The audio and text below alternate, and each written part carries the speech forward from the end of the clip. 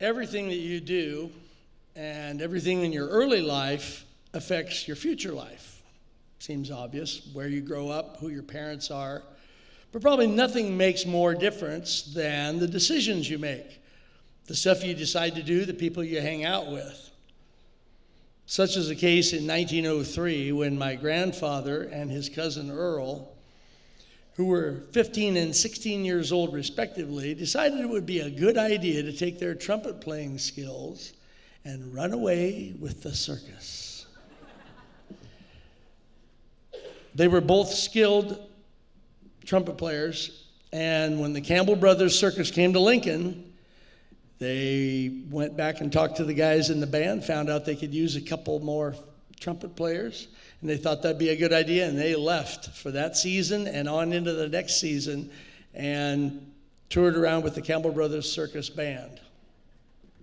They came back to Lincoln, finished school, and Earl was a talented musician, played piano, and he had compositions. He was a ragtime piano player, and he had stuff published in New York City, the Streamer's Rag, the Corntassel Rag. My grandfather played trumpet his whole life. He kept playing trumpet. They never lost their zest for entertainment, though, too. Their love of that time was so profound. They were one of the founding members of the Lincoln Musicians Union, and they used to run from theater to theater to play in the orchestra pit for silent movies and vaudeville. And they brought along younger brother Dewey, my Uncle Dewey, and he was a trumpet player too, so they would run and make extra money that way. Earl became a music teacher and a professional musician. My grandfather was working for the Railway Mail Express, which was a competitor to the United States Post Office at the time, and my great-grandfather, his father, said, "You really ought to be a professional. You ought to,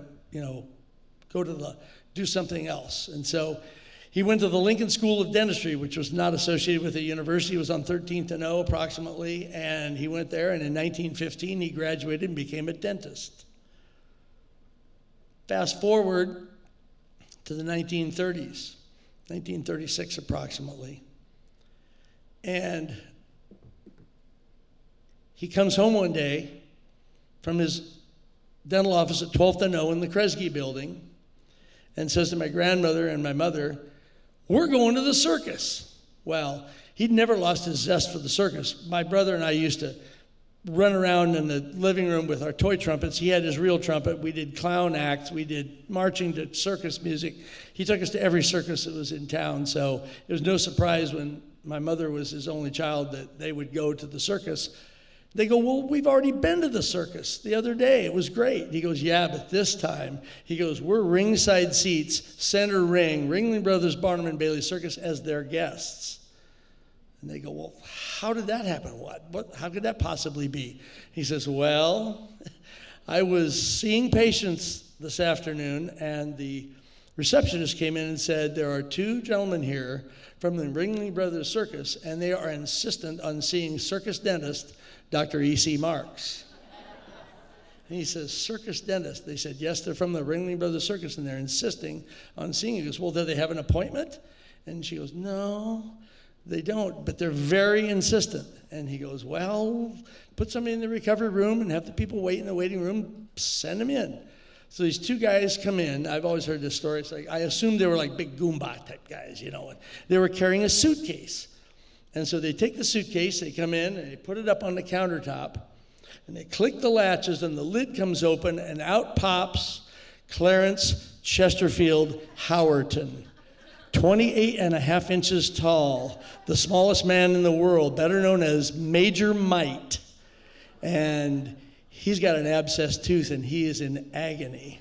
And they've put this guy in a suitcase in the circus grounds, which are a mile and a half away, and walked him through town so they could be discreet and secret. Because if you see this guy on the street, you're not going to pay to see him tonight. If you think he's sick, he might not perform at all. You're also not going to buy a ticket. So discretion and secrecy in the circus world is big time. So they probably keep track of, I found out, they keep track of a lawyer, a cop, a dentist, a doctor, a judge, anybody in every town they possibly have that's sympathetic to circus folk. And he was this person in Lincoln, Nebraska in like 1936. So they said, can you help him? And he goes, well, yeah, I can. So he injects him with Novocaine and pulls a tooth, packs it with cotton or whatever they had back then, and they put him back in the suitcase. And they latch it up, and they walk him another 1.5 miles back to the circus grounds. And then my mom and my grandpa go, okay, of course we're going. So they go, and they're ringside seats, center ring, and Major Mite does his act, which was at that time usually, he was one of the biggest acts in the world at that. He either rides a miniature horse or he drives a miniature wagon scaled down with a miniature horse, and he drives the wagon, and that's his thing. So they're going, it's like, how could this possibly happen? I said, well, something from your past, some far off thing in 1903 comes back in 1936. The epilogue is that Major Mite was a big deal, and he did really well with his money, and he was very successful.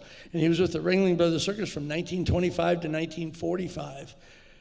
And he went and met President Harding at the White House, and he did Marine recruitment, personal appearances, posters, and radio spots for the United States Marines in the 1930s.